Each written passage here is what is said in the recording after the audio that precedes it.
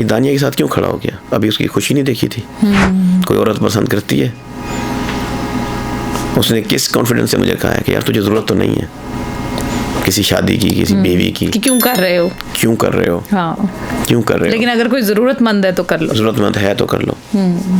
एक बहुत बड़ी बात है। उसके मन में क्या आया, कोई ज़रूरतमंद है, क्योंकि शायद उसने ये टाइम फेस किया हुआ है और उसे जिस टाइम पे बहुत ज़्यादा ज़रूरत थी, मेरी ज़रूरत थी। डॉक्टर आमिर लियाकत की वफ़ात के बाद, वो केस के बाद बहुत सारी चीज़ें उन्होंने फेस की। फिर उसके बाद आप उन्हें मिला और उन्होंने कहा कि मैंने चक्कर वक्कर नहीं चलाना, मर्द दो तो मेरे साथ शादी करो, और आपने शादी की। और वो चाहती है कि अगर कोई ज़रूरतमंद औरत है तो हकीम साहब चाहे 10 शादियाँ कर ले लेकिन औरत ज़रूरतमंद होनी चाहिए। ज़रूरतमंद है, लेकिन उसके बाद उसने, जब मैंने जिद की कि ज़रूरतमंद नहीं है और मैं आशिक हो गया हूँ, फिर भी कर ले। फिर आपकी ख्वाहिश का एहतराम है। ख्वाहिश का एहतराम किया ना उसने, क्योंकि कहीं ना कहीं ये पता है कि रोकेंगे भी तो नहीं रुकेंगे, पता है ये कहीं ना कहीं कि रोकेंगे तो नहीं रुकेंगे। अब मैं यकीन के साथ कहता हूँ, इन 2 के अलावा एक तीसरी बीवी भी है मेरी, 3 तो है। यकीन के साथ कहता हूँ, ये तो 2 के साथ बात कराई है ना मैंने। यकीनन वो वजू कर रही होगी या यकीनन वो नमाज की तैयारी कर रही होगी, मैं कन्फर्म कहता हूँ। और अगर मैं उसको फ़ोन करूँ और मैं मुंह से निकालूं कि शादी कर लो और मुझे तेरे जेवर चाहिए, तेरा ही घर चाहिए और तेरी जरूरत है मुझे, मैं यकीन के साथ कहता हूँ, कॉन्फिडेंट होकर कह रहा हूँ। मत करें ऐसी बातें, पाकिस्तानी मर्द मुरीद हो जाएंगे आपको यकीन नहीं आता। आपके साथ मैं चैलेंज करता हूँ, आजमा के देख लें। वो देसी औरत है, सादा लोजनानी है। मैं अगर मैं कह दूं कि यार ये है ऐसा कर, वो ऐसा करेगी। आप कह रहे हैं तो जरूर होगा। ठीक है, एतमाद के साथ कह रहा हूँ। बिल्कुल भी मेरी ख्वाहिश का एहतराम करेगी। वजह बता देता हूँ। मतलब हाँ बताइए। वजह बता देता हूँ। मेरी उसके साथ जो मतलब शादी हुई, जो मुलाकात हुई, आपने पूछा था ना शुरू में थोड़ी देर क्या क्या कर लेते हैं आप, क्या पूछा था? हकीम है, डॉक्टर हैं, क्या है? मैंने कहा हरफन बोला हूँ। जब ये फैमिली मेरे पास पहुंची थी, पहली दूसरी बीवी जो है, जिसके बारे में अभी बात हो रही है, दूसरी वाली जो सोशल मीडिया पर नहीं है, ये बड़ी इस्लामिक फैमिली है। तो ये एक काम लेकर आए थे, मेरे अब्बे के पास लेकर आए थे। मेरा बाबा जो है ना उधर का जागीरदार है, बहुत बड़ा नाम है मेरे बाप का। तो उसके पास आए कि हमारा बंदा जो है ना वो कत्ल मर्डर के केस में हवालात में, और आखिरी अपील सदर के पास चल रही है, नीचे जो है ना वो हार गया और उसको छुड़वाना मकसद है। अब्बे ने वो काम मेरे हैंडओवर कर दिया और मैंने इनसे 50 लाख रुपए मांग लिए। कितने साल पहले की ये बात है? काफ़ी साल याद नहीं है, काफ़ी साल पहले की बात है। 50 लाख मांग लिए। इनके 50 लाख दो, तुम्हारा बंदा बाहर आ जाएगा। MNAs, MPAs, गैंगस्टर जोर लगा चुके थे, बंदा जो है हवाला से हाथ खड़े हो चुके थे, नहीं छुड़ा सके थे उसको। तो इन्होंने कहा कि कल हम आएंगे तो आपको पैसे दे जाएंगे। अगले दिन जब ये आए तो तकिए के अंदर पैसे लेकर आए। तकिया नहीं होता जो सर के नीचे रखते हैं, इसके ऊपर जो कपड़ा होता है, इसके अंदर ऐसे बांध के ना 50 लाख रुपए लेकर आए और मेरे आगे रख दिए। मैंने 50 लाख इनसे इसलिए मांगे थे कि ना ये 50 लाख देंगे, ना मैं इनका काम करूंगा, और ये मेरे गले से उतर जाएंगे, जान छूट जाएगी। मैं डिमांड ही इतनी करूं कि ये पैसे दें ही ना। तो बहरहाल ये ज़मीन बेच के किधर से पैसे ले आए मुझे, तो ये काफ़ी साल पहले की बात है। तो मैंने कहा ठीक है जाओ, तुम्हारा बंदा आ जाएगा। ऐसे जैसे मैं सब कुछ मैं हूँ, ऐसे कॉन्फिडेंस से मैंने कह दिया। और यकीन माने जब वो चले गए, सारी रात मुझे नींद ना आई। 50 लाख सर के नीचे पड़े हैं, मैं न मरूं न जीऊं, बात समझ में ना आए, करूं छोड़ ऐसे छोड़ दी, सिर्फ बम छोड़ दिया। एक रात गुजरी, अगली रात गुजरी, तीसरी रात गुजरी, चौथे दिन मैं ऐसे परेशान, बहुत ज्यादा आंखें सूजी हुई। 50 लाख जिसके पास हो, लड़का हो, पैसे कहाँ करूं, बंदा कैसे छुड़वाऊं। उधर से उठा, घर के पास एक मेरे दरबार है, उधर गया परेशानी की हालत में, कि अब्बे को भी ना बताया। मजेदार बात ये है, अब्बे ने तो रेफर कर दिए बंदे। वो अब्बे के थे ताल्लुक वाले, बहुत अच्छे ताल्लुक वाले, और यकीन करते थे। मर मैं इस वजह से रहा था, इतना बड़ा मेरे बाप का नाम, अब्बे ने इतना बड़ा एतमाद किया, 50 लाख मैंने मांग लिए, उन्होंने दे भी दिए। और मैंने तो अब मैं कहाँ जाऊँ। अब मैं दिमाग में जब कोई सोल्यूशन नजर ना आया तो मैं उधर दरबार में यकीन माने चला गया, दुआ मांगी। अब मैं ये नहीं कहूँगा कि मतलब लोग नहीं मानते दरबारों को, उनका मसला है। मैं उधर गया, मैंने कहा या बारी ताला इस तेरे वली के सदके मेरी मुश्किल आसान कर, मुश्किल में हूँ, कोई ऐसे सोल्यूशन पेश कर, पैदा कर कि बंदा रिहा हो जाए। तो दिमाग में आया कि मैं उनके पास तो जाऊं, किनके पास, जो मुदई फैमिली, हाँ, उनके पास तो जाऊं। ओके। 50 लाख में से कोई लाख रुपए का आता था 1 to 5। मैंने उसी वक्त उधर से लाख रुपए निकाले, गया मार्केट में, होंडा 125 लिया मैंने, नया 1 to 5 निकाला और सीधा जनाब उधर मुदई फैमिली के पास। तो उधर इलाके से मैंने जाकर पूछा, तो उन्होंने कहा, तो उन्होंने जनाब नाम लिया, उन्होंने कहा कि उस मर्डर के बारे में मैंने पूछा कि इसमें इनकी इमदाद किसने की, मुदई फैमिली की। तो उन्होंने कहा उधर एक रहते हैं एजाज खान मगसी, मुजफ्फरगढ़ के, तो वो साबिक नाज़िम है वहाँ पर। ओके। तो ये उनके बंदे हैं, तो अगर वो चाहे तो सब कुछ हो सकता है। यकीन मानने वाला बाखुदा, मैं लफ्ज़ बलफ्ज़ ठीक कह रहा हूँ।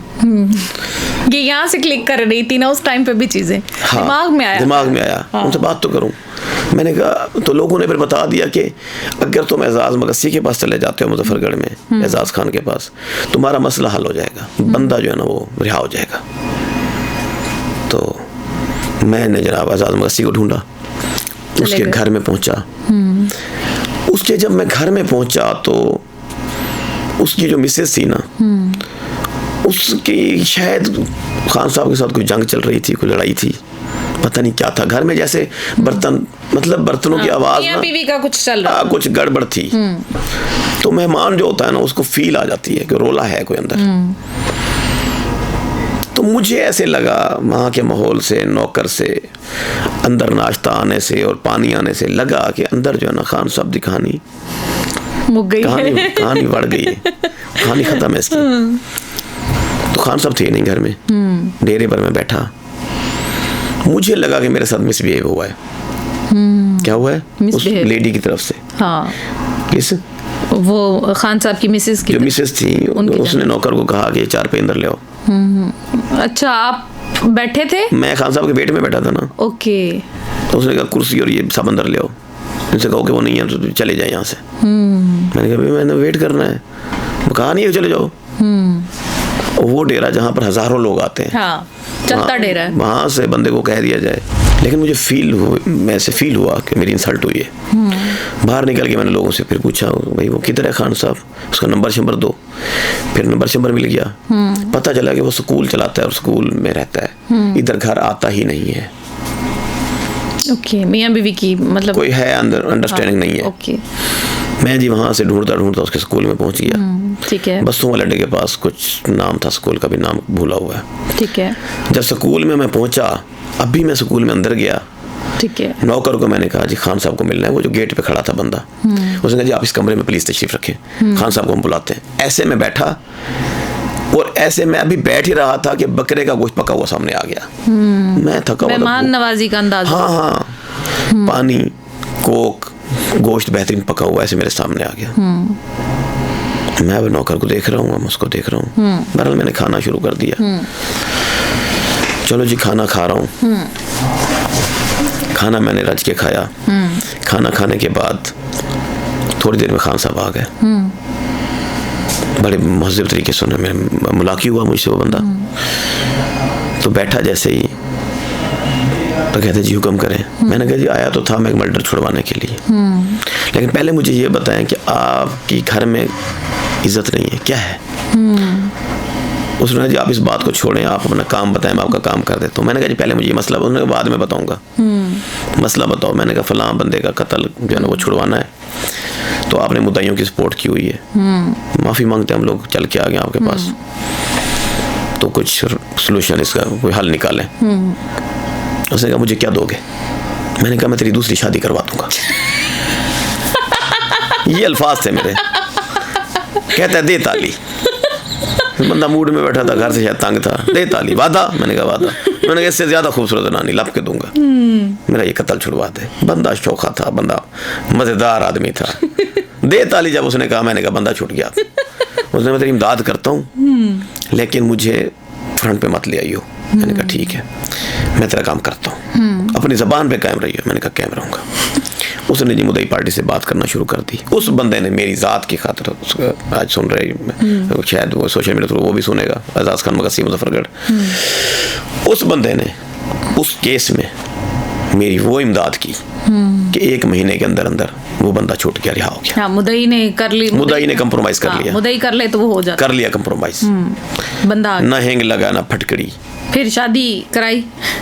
फिर मैं जनाब वो उधर पहुंचा उनके पास। किधर? उन्होंने मेरी दावत की।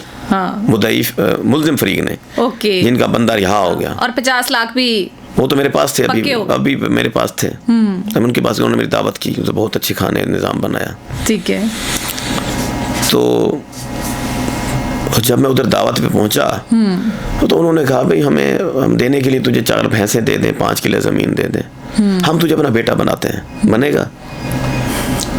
मैंने कहा यार मेरी ऑलरेडी शादी है। उन्होंने कहा हम तुझे बेटा बनाते हैं। मेरे दिमाग में वो कराची वाली लड़की चल रही थी। क्या चल रही थी? कराची वाली लड़की। मैंने कहा जी बनता हूँ बेटा, शर्त है मेरी। उन्होंने कहा जी। मैंने कहा बताएंगे नहीं मेरे घर, मेरी बड़ी बीवी को तक ये खबर ना जाए, मैं आपका बेटा बनता हूँ। उधर ही निकाह हो गया, शादी हो गई, 2 साल आता जाता रहा। ओके। बेटी पैदा हो गई। अब उनके घर अपनी शादी कर ली। हाँ, ये जो आपकी तीसरी बीवी है, दूसरी मतलब बीवी तो तीसरी है ना, नंबर दूसरा है उसका। अच्छा, उसके बाद वो उसका क्या किया? उसकी शादी नहीं कराई जिससे वादा लिया था और जिसने, सुन तो ले। अच्छा, उन्होंने अपनी बेटी का रिश्ता दे दिया। मैं उनका बेटा, मैंने बेटा बन के दिखाया। आप उनके बेटे बन गए। मैंने बेटा बन के दिखाया। और मेरे साथ मौजूद थे हकीम शहजाद साहब। और हर चीज के 2 पहलू होते हैं, एक पॉजिटिव होता है और एक नेगेटिव होता है। अब हमने डिसाइड करना होता है कि हमने पॉजिटिव पहलू से चीजें सोचनी देखनी करनी है या नेगेटिव पहलू से चीजें देखनी करनी होती है। तो हमेशा कोशिश किया करें कि पॉजिटिव पहलू को सबसे पहले रखा करें, क्योंकि पॉजिटिव चीजें अगर हम सोचेंगे तो पॉजिटिव चीजें होंगी भी सही। सनम अरूज को इजाजत दें, दुआओं में याद रखिएगा। अल्लाह निगहबान।